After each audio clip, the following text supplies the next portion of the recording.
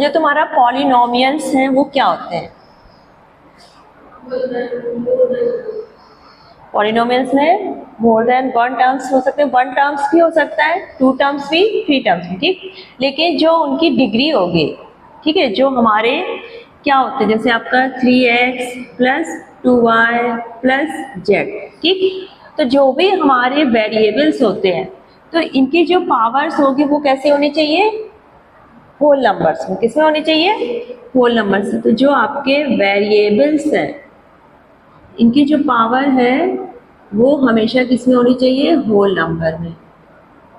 यानी कि ना तो वो कैसी नहीं होनी चाहिए, नेगेटिव नहीं होनी चाहिए और ना ही हमारा फ्रैक्शन में होना चाहिए, ठीक। ये अगर है ऐसी पावर तो वो पॉलिनोमियल नहीं माना जाएगा।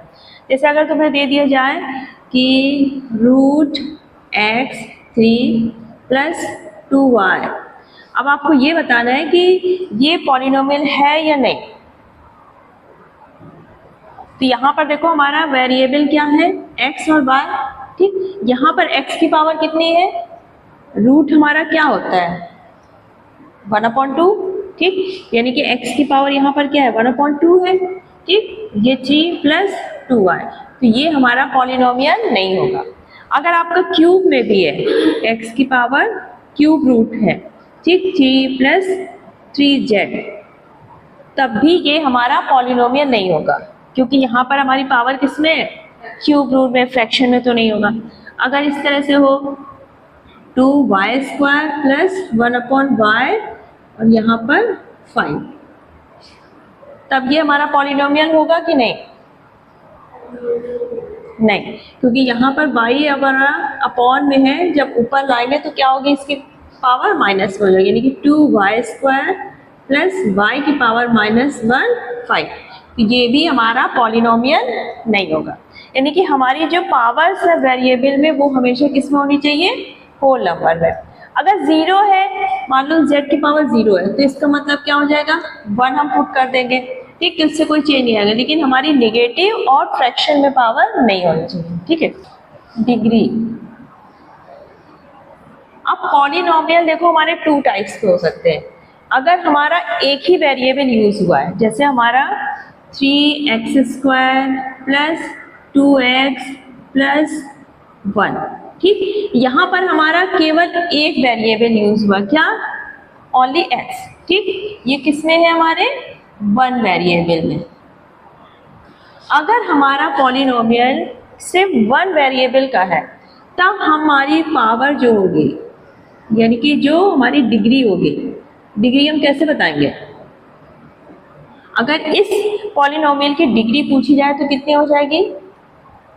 जो हमारी हाईएस्ट पावर होगी यहाँ पर, ठीक। यहाँ पर x की पावर 1 है, यहाँ पर क्या है? 2, तो हाईएस्ट पावर वाली हमारी क्या हो जाएगी? डिग्री। यानी कि इस पॉलिनोमियल की डिग्री क्या हो जाएगी? 2। तो आपका 3x² plus 2x plus 1 is a polynomial in variable x, ठीक। ये किस वेरिएबल का पॉलिनोमियल है? x का, और डिग्री हमारी क्या हो जाएगी? 2। अगर आपका ऐसा आ जाए 3x की पावर 4 प्लस 2x की power cube plus 2x plus 5, अब यहाँ पर अगर हमारा वेरिएबल क्या है? सेम 1 ही है, तो हमारी इसकी डिग्री कितनी हो जाएगी? 4, ठीक। तो हाईएस्ट पावर जो होगी वो हम डिग्री रखते हैं। अब अगर हमारे 2 वेरिएबल्स हैं, 2 वेरिएबल्स या फिर मोर देन 2 वेरिएबल,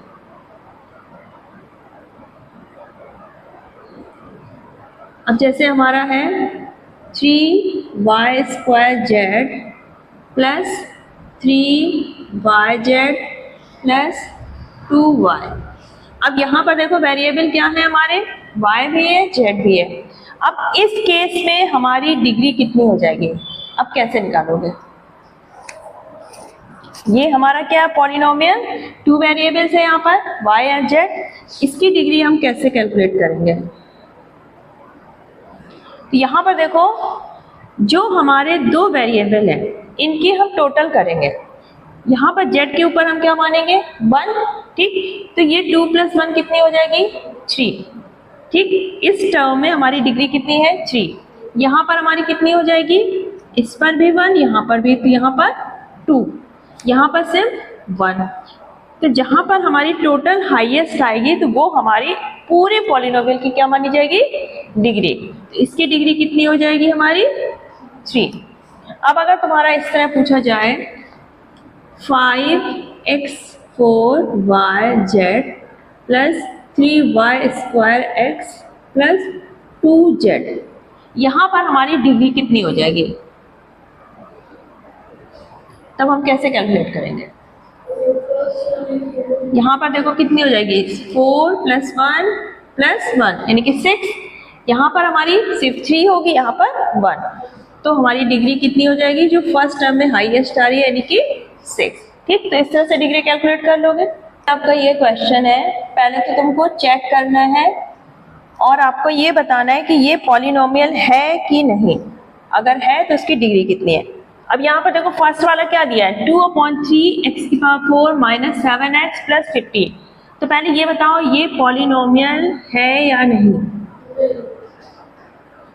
क्यों नहीं है, क्या फ्रैक्शन में 2/3 क्या है हमारा कांस्टेंट है ना, तो हमारे फ्रैक्शन में क्या नहीं होना चाहिए, वेरिएबल्स। ठीक, वेरिएबल हमारा क्या है x, तो ये तो कांस्टेंट है। कांस्टेंट आपका वेरिएबल फ्रैक्शन में हो सकता है, लेकिन जो आपका वेरिएबल है ये हमारा कैसा होना चाहिए, होल नंबर्स में। तो वेरिएबल हमारा क्या है x, तो ये तो सिंपल है x⁴, ये तो फ्रैक्शन में नहीं शो कर रहा ना इसकी पावर, तो ये हमारा क्या होगा, ये पॉलिनोमियल होगा। अब यहाँ पर डिग्री कितनी होगी, इसकी डिग्री कितनी हो जाएगी 4। सेकेंड वाला देखो, अब ये बताओ ये पॉलिनोमियल है कि नहीं, क्यों, क्योंकि यहाँ पर हमारी पावर कितनी आ रही है रूट में। ठीक, तो ये हमारा नहीं होगा। अब इसकी डिग्री भी नहीं होगी, जब ये पॉलिनोमियल नहीं है तो इसमें डिग्री बताने की कोई जरूरत नहीं है, तो ये आपका पॉलिनोमियल नहीं है। फिर आप इसमें बताओ, नहीं है, क्योंकि ये हमारा क्या हो रहा है अपॉन में है, ऊपर जाएगा तो इसकी माइनस की पावर हो जाएगी, तो ये भी नहीं है। तो पॉलिनोमियल चेक कर लोगे ना। ठीक, अ नंबर एक्सीड्स a/7, कोई नंबर है वो क्या है, एक्सीड है। एक्सीड मतलब ज्यादा है। ठीक, a/7 कोई नंबर है जो a से कितना ज्यादा है 7, तो हम इसको कैसे लिखेंगे, ज्यादा है उससे।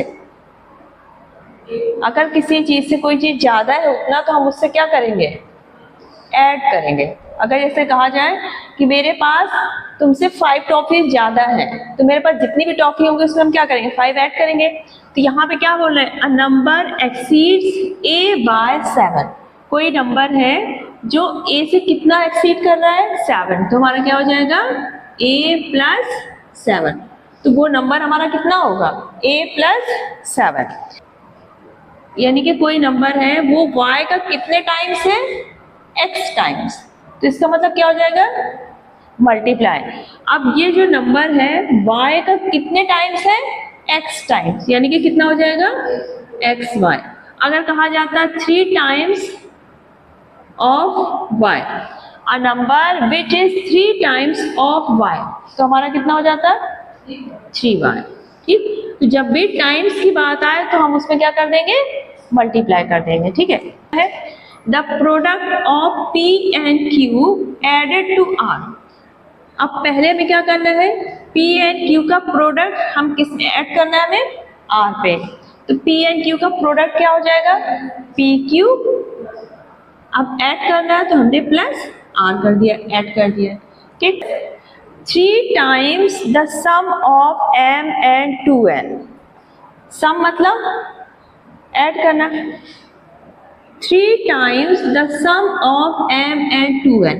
m and 2n का क्या होना चाहिए, सम होना चाहिए, और वो सम कितना होगा 3 टाइम्स, यानी कि 3 times the sum of m and 2n। m + 2n, इनका जो सम है उसका 3 टाइम्स, तो यानी कि टोटल का हम 3 टाइम्स करेंगे, तो यानी कि m + n 2n का होल पूरा हमारा 3 टाइम्स हो जाएगा। उसके बाद क्या बोला, 3 times the sum of m and 2n diminished by p। Diminished मतलब कम, ठीक, माइनस। अब कितना डिमिनिश्ड करना है हमें, p। तो हम क्या करेंगे, इस 3 टाइम्स m प्लस 2n से क्या करेंगे, p माइनस p, ठीक।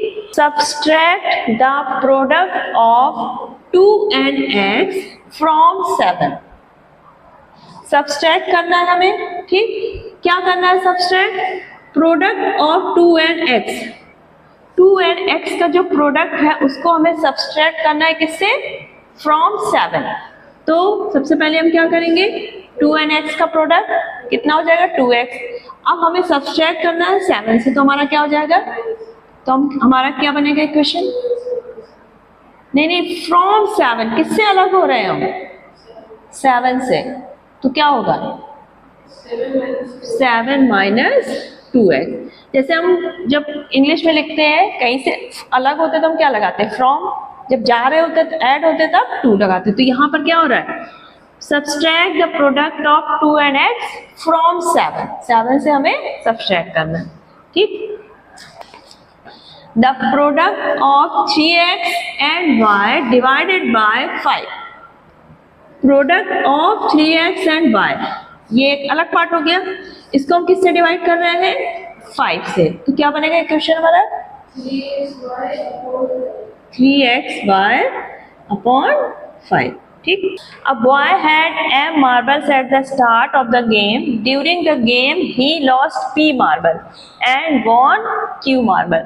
तुमने क्या बनाया है, m plus m minus p plus q, ठीक है, क्योंकि उसने क्या किए, p मार्बल्स उसने लूज किए एंड q वॉन किए।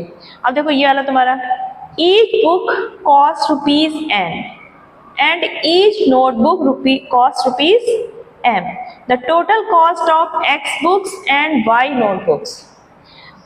एक जो बुक है नोटबुक, उसका कॉस्ट कितना है, n rupees, nx plus my, ठीक है। तो ये हो जाएगा nx प्लस my। आपको ये बताना है the number of times a contained in 5b। जो आपका a है वो 5b में कितने टाइम्स है। तो नंबर ऑफ टाइम्स जब बताएंगे तो हम क्या करेंगे, डिवाइड करेंगे। तो हमारा क्या हो जाएगा, 5b अपॉन a। ये हो जाएगा इतने नंबर्स, इतने टाइम्स हमारा a क्या है, 5b में प्रेजेंट है। तो डायरेक्ट कर सकते हो, ये देखो कॉलम में देखो अरेंज कैसे करते हैं अगर करोगे। जैसे फर्स्ट वाला हम कैसे लिखेंगे, 3x² प्लस 5x माइनस 4। अब सेकेंड वाला देखो, तो यहाँ पर x² के नीचे हम x² वाला ही रखेंगे। तो ये क्या है आपका, माइनस का x², फिर x के नीचे x plus 2x plus 3। Third वाले में हमारा x² क्या है, 7x²। तो इसके जस्ट नीचे कितना आ जाएगा, 7x²। फिर x वाला क्या है आपका, माइनस 3x प्लस 8। अब आप इसको करो, ये 3 और 7 हमारे क्या है, प्लस वाले, 7 3 10, और ये माइनस हो गया तो हमारा कितना आ गया, प्लस का 9x²। यहाँ पर आपका 5 2 7 प्लस वाले माइनस 3, तो आपका कितना हो गया, प्लस 4x। और यहाँ पर आपका कितना हो गया, 8 3 11 माइनस 4, तो ये प्लस का 7। ये भी ठीक है, अगर आप डायरेक्ट करते हो तो वो भी ठीक है। आप 3x² प्लस 5x माइनस 4, फिर स्क्वायर किया, प्लस अब ऐड कर रहे हैं तो हमारा साइन तो कोई चेंज नहीं होगा। तो क्या हो जाएगा, 2x प्लस 3 माइनस x²। फिर थर्ड वाला plus 8 minus 3x plus 7x²। तो जितने भी x² हैं पहले हम उनको देख लेंगे, ठीक। फिर x वाले, उसके बाद नंबर, तब भी हमारा आंसर क्या आ जाएगा, सेम आएगा।